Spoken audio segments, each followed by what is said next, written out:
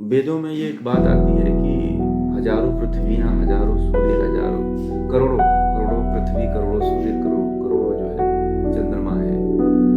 और आज के वैज्ञानिक भी ये बात सिद्ध कर चुके हैं कि जिस तरह से हम जिस लोक में रह रहे हैं, ऐसे हजारों लोक हैं, हजारों पृथ्वी है जहाँ पे मनुष्य जीवन चल रहा है।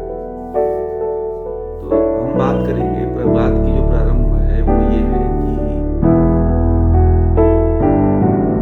आप एक गैलेक्सी में रह रहे हैं, एक गैलेक्सी से दूसरी गैलेक्सी को नहीं देख सकते।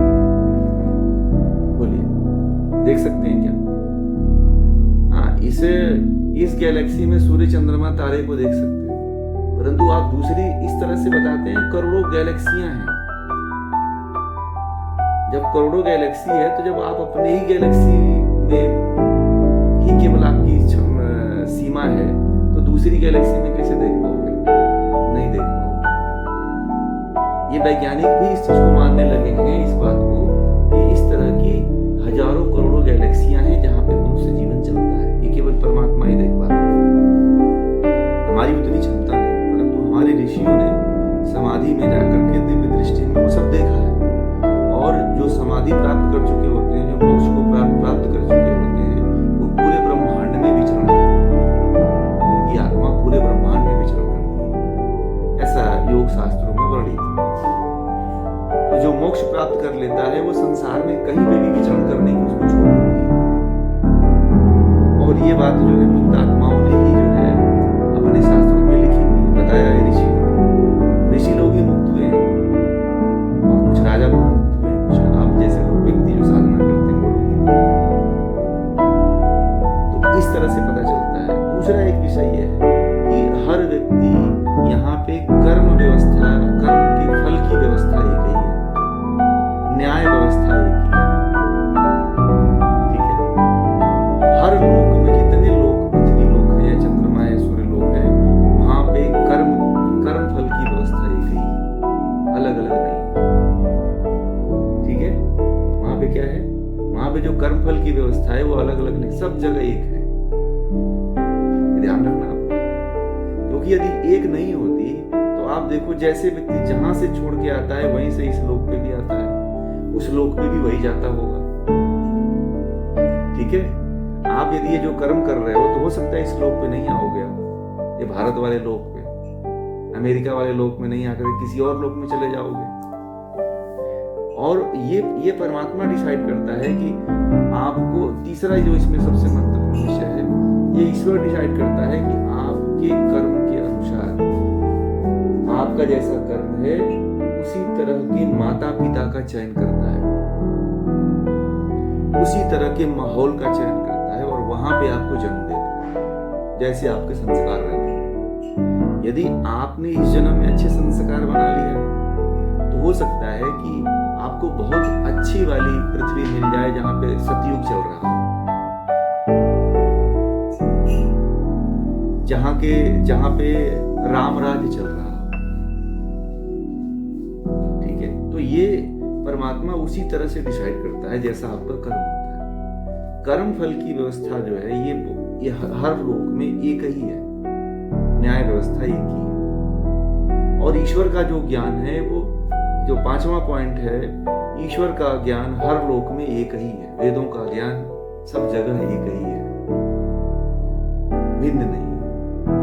क्योंकि परमात्मा कभी दो अन्याय नहीं करता, सब जगह सभी मनुष्यों को एक ही दृष्टि से देखता है। ये कन्फर्म हुई बात। तो इससे पता चलता है कि मान लो हम यहां जन्म नहीं लेंगे, इस देश में नहीं जन्म लेंगे, तो कहीं ना कहीं और लोग से तो आया होगा, है ना? आप देखना, ऐसा कभी मैच नहीं करता है कि आप इस लोक में जन्म लिए हो और फिर दोबारा आपके जो साथ संगी साथी हैं फिर इसी लोक में मिल जाएंगे, ऐसा कभी नहीं होता। एकदम डिफरेंट आत्माएं आपके साथ मिलती हैं कि नहीं मिलती? आज आपकी आत्मा कुछ और है, कल दूसरे लोग मिलेंगे, परसों तीसरे लोग मिल जाते हैं। तो जिनसे आपका गहरा अटैचमेंट हो जाता है, जिनसे आपका गहरा लगाव हो जाता है, उसी तरह के व्यक्ति के संपर्क में इर्द गिर्द आपका जन्म होता है। तो इस तरह से आप जान सकते हैं। ठीक है, और परमात्मा को कहा गया है कि परमात्मा सर्वशक्तिमान है। परमात्मा सर्वशक्तिमान इसलिए कहा गया है कि जहां जहां गति है वहां वहां ब्रह्म है। इसका मतलब परमात्मा हर जगह, जितने भी पृथ्वियां हैं, जितने भी चंद्रमा हैं, जितने भी सूर्य लोक हैं, वहां वहां पे इसकी शक्ति चलती है। वहां वहां पे हर एक व्यक्ति के कर्म का हिसाब रखता है परमात्मा। हर एक क्षण क्षण की रिकॉर्डिंग उसके पास है। आपका तो 128 GB का रैम होगा, 6 GB का फोन का रैम होगा, 8 GB का होगा, एक्स्ट्रा 128 GB होगा, बहुत होगा, तो उससे ज्यादा 256 होगा, उससे ज्यादा टीबी में होगा, 1 TB में होगा, 2 TB में होगा। इतना ही कैपेसिटी रखोगे ना, परंतु परमात्मा की कैपेसिटी तो अनंत है। इसीलिए परमात्मा को अनंत कहा गया है कि उसका कोई सीमा नहीं है, उसका वो अनंत है। इस तरह से परमात्मा के गुण कर्म स्वभाव को देखोगे तो जितना उसमें आनंद आएगा उतना ये दुनिया वाले भगवानों में नहीं आता है कि नहीं? बताइए। उस परमात्मा के बारे में चिंतन करके देखो, आपको आनंद ही आनंद आएगा। लगेगा कि ये कितनी महानता वाला कार्य है। वेदों में विज्ञान और आध्यात्म साथ साथ चलता है, ठीक है। और एक बात बता दूं, ये आध्यात्म को समझना बुढ़ापे का काम नहीं है। आध्यात्म को समझने के लिए जवानी चाहिए, सही माइंड चाहिए, सही बुद्धि चाहिए।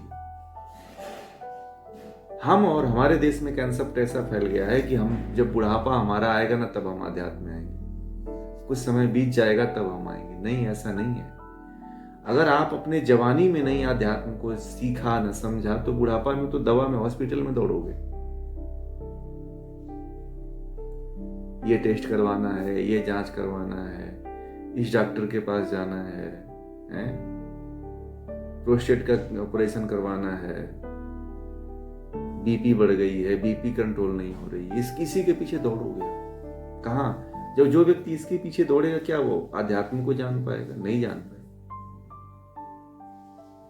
तो आप ऐसे पता लगा सकते हो, आप इस तरह से देख सकते हो, करोड़ों पृथ्वियां हैं, कर्म के आधार पे, न्याय के आधार पे, व्यवस्था के आधार पे, ईश्वर के सर्वशक्तिमान होने के आधार पे, और जो इतनी आत्माएं जो आती हैं फिर कहां चली जाती हैं। सब लोग तो मुक्त होते नहीं हैं।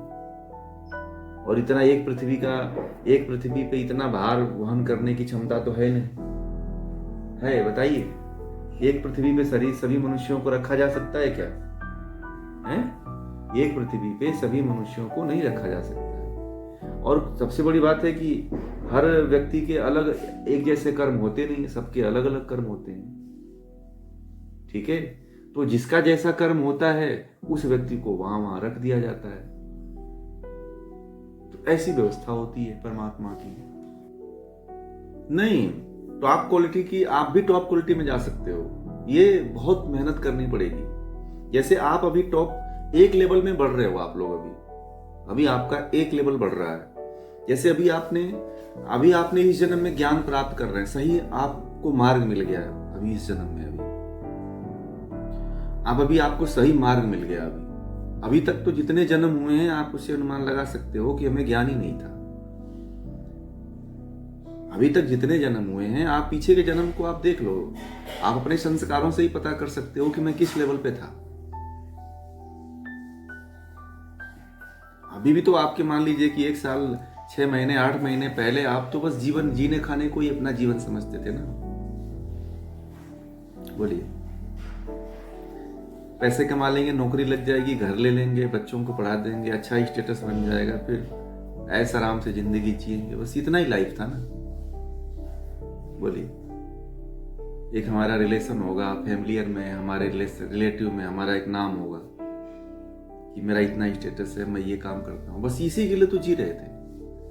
और आगे भी यही विचार था, परंतु जब से आपको ये ज्ञान हो रहा है तब तो आपके विचार बदले। तब आपको अब आप अपने असली स्तर को बढ़ाने के पीछे लगे हुए हो आप। इससे पहले तो नहीं था। तो इससे आप अनुमान लगा सकते हो कि मेरा संस्कार अभी बहुत हाई लेवल का नहीं है। हाँ, अभी संस्कार को बनाओगे तो उच्च चेतना की आपकी भी चेतना उस लेवल की बन जाएगी इसी जन्म में। कोई दूसरे जन्म में जाने की आवश्यकता नहीं है। ऋषियों में ऐसा कहा जाता है कि जब कोई जाग जाता है, ठीक है, जो जाग जाता है और जब जगे तभी सवेरा, तभी उसका नया जन्म होता है। अभी आप जगे हो, आपका फिर से नया जन्म है। तो अभी से मेहनत करोगे आप तो उस स्तर तक पहुंच जाओगे। परंतु एक लेवल होता है, कई जन्मों का तप होता है, एक जन्म का तप नहीं होता है, वो कई जन्मों का तप होता है। अभी आप लोगों को और बहुत मेहनत करने की आवश्यकता है। यदि आप थोड़ा मेहनत करोगे तो अभी इसी जन्म में जा सकते हो। अब मैं ये नहीं कह रहा हूं कि आपको घर गृहस्थी छोड़नी है, नहीं, सब कुछ देखते हुए करना है, ठीक है। तो आप जा सकते हो, ऐसा कुछ नहीं है कि मतलब उस लेवल तक नहीं पहुंच सकते हो।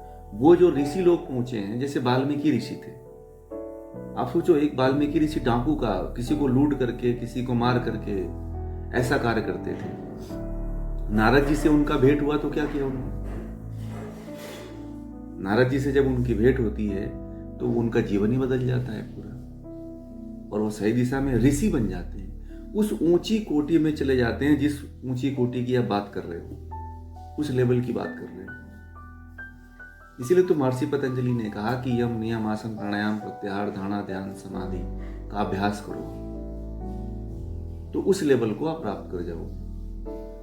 और सबसे बढ़िया रास्ता जो बताया है महर्षि पतंजलि ने, वो अष्टांग योग का मार्ग बताया है कि यदि अष्टांग योग का आप पालन करते हैं तो निश्चित रूप से आप वहां तक पहुंच जाएंगे। और ये चीज केवल जब आप मोक्ष प्राप्त करोगे ना, तभी ये संभव हो पाएगा कि आप हजारों करोड़ों जो गैलेक्सी है उसमें आप घूम सको। अभी तो आपकी आत्मा केवल अभी इस पृथ्वी पे है, वो भी एक क्षेत्र में है, एक पुणे जैसे स्थान में है, एक मुंबई जैसे स्थान में, बस उसी के इर्द गिर्द आप रहते हो। या बहुत जाते हो तो दिल्ली, मुंबई, गोवा, चेन्नई, कुछ देशों में घुमाते हो, बस इतना ही है। और वो भी बहुत खर्चीला है, बहुत, और अपनी स्वतंत्रता नहीं है उसमें। पूरी स्वतंत्रता होती है, कोई बिना रोक टोक के जीवात्मा कहीं पे भी विचरण करती है। परंतु उस आत्मा को ये नहीं ख्याल होता है कि आपका शरीर यही है, क्योंकि आत्मा का तो शरीर होता नहीं।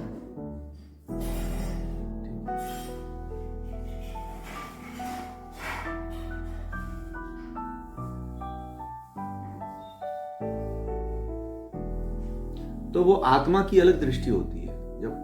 जब आत्म साक्षात्कार कर लेंगे ना, तो इससे उच्च कोटि की बुद्धि, उसको रितंभरा प्रज्ञा कहा गया है, उच्च कोटि की दृष्टि आपको मिल जाती है। ये तो बहुत निम्न स्तर की दृष्टि, सोच, समझ आपके पास में है, जिसको एकदम निचले दर्जे की बात कहते हैं। अभी स्तर नहीं है। न्यूटन कहता था ना कि हमारा तो माइंड अभी विकसित ही नहीं है। उसको वह कह दिया कि मनुष्य का माइंड जो है मात्र 5% विकसित हुआ है। जो भौतिक जगत को देखा उसने, बस वो बोल दिया। परंतु हमारे ऋषियों ने कहा कि अपने पूरे मस्तिष्क को विकसित किया जा सकता है। वो किसमें? समाधि में। और हमारे ऋषि, अभी आज के वैज्ञानिक 5% कहते हैं, वो अभी 1% भी नहीं पहुंचे हैं। सोचो, हमारे ऋषि लोग जो है 100% जो है उन अपने माइंड को पूरा विकसित किए हुए हैं। कितना बड़ा कार्य है ये इतना समझना आसान है। ऋषियों को थोड़ी नाम हम लोग सुन लेते हैं, अभी तो हम लोगों को बहुत से ऋषियों के नाम ही नहीं याद है।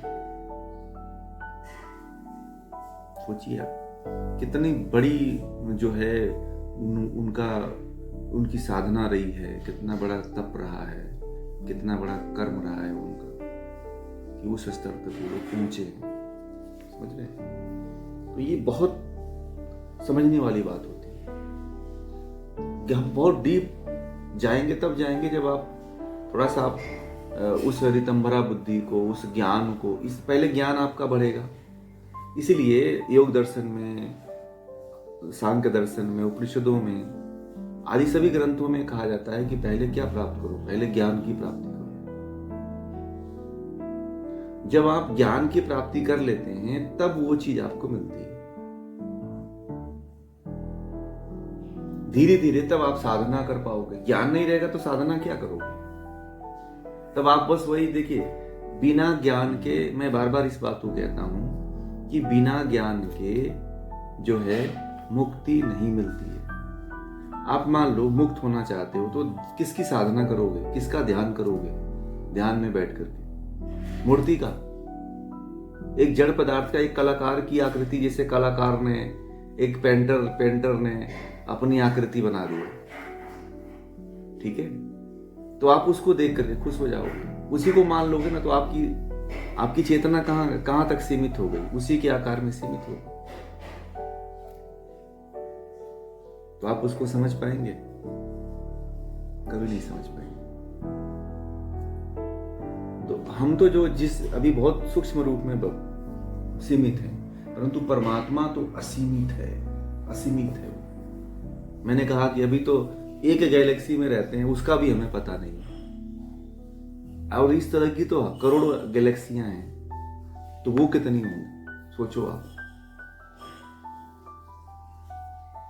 और परमात्मा को सोचो कि परमात्मा कितना महान हो, जो सभी गैलेक्सियों का देख रेख करता है।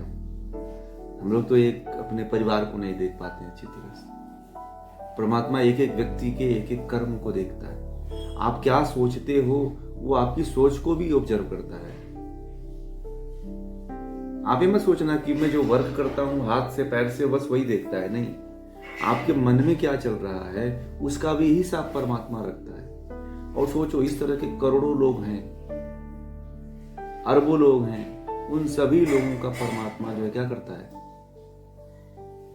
उन करोड़ों अरबों लोगों जो हैं उन सब का परमात्मा क्या करता है, हिसाब रखता है, शारीरिक, मानसिक और वाणी के द्वारा, तीनों तरह से आप जो बोलते हो, मन में विचार करते हो या शरीर से करते हो, उन तीनों का हिसाब रखता है। तो जब आप इस तरह से आप परमात्मा को सोचोगे ना, तो परमात्मा की महानता आपको दिखेगी। लोग कहते हैं कि उस भगवान का कैसे ध्यान करें, न उसका रूप है न रंग है। तो ये कैसे संभव है? जब ज्ञान आप प्राप्त करोगे तभी तो परमात्मा को जान पाओगे। ठीक है, बिना ज्ञान के तो असंभव है सर।